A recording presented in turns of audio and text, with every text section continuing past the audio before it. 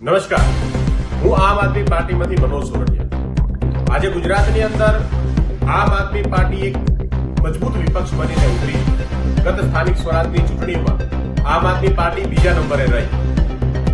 34 જિલ્લા પંચાયતોમાંથી એક જિલ્લા પંચાયત વિપક્ષ જીતી, જે આમ આદમી પાર્ટી જીતી। ગુજરાતના લોકોએ આમ આદમી પાર્ટી પર વિશ્વાસ વ્યક્ત કર્યો છે।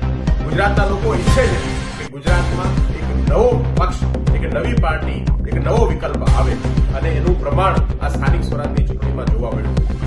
આ ખુશીની અંદર આમ આદમી પાર્ટી જ્યારે ગુજરાતનો બીજા નંબરનો પક્ષ બન્યો છે, ત્યારે આમ આદમી પાર્ટીના રાષ્ટ્રીય સંયોજક શ્રી અરવિંદ કેજરીવાલજી આગામી 24, 25 અને 26 તારીખે 3 દિવસીય ગુજરાતની મુલાકાતે આવી રહ્યા છે। આ મુલાકાત ગુજરાત આમ આદમી પાર્ટી માટે ખૂબ જ મહત્વની મુલાકાત છે।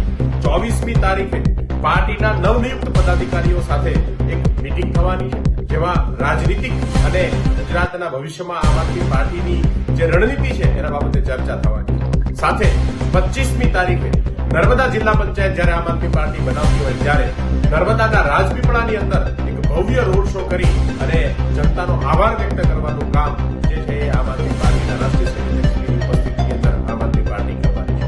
અને 26મી તારીખે આમ આદમી પાર્ટીના તમામ જે લીડરશીપ છે એ લીડરશીપ સાથે ફરીથી મીટિંગ અને ચર્ચા વિચારણાનો કાર્યક્રમ રાખવામાં આવ્યો છે। ગુજરાતમાં આજે જે સ્થિતિ છે, ગુજરાતના લોકો પરેશાન છે। ડીઝલ પેટ્રોલની અછતને લીધે આજે તમામ જગ્યાએ મોંઘવારી વધી રહી છે। ગુજરાતની અંદર તમામ ધંધાઓ જે છે મંદા ચાલી રહ્યા છે।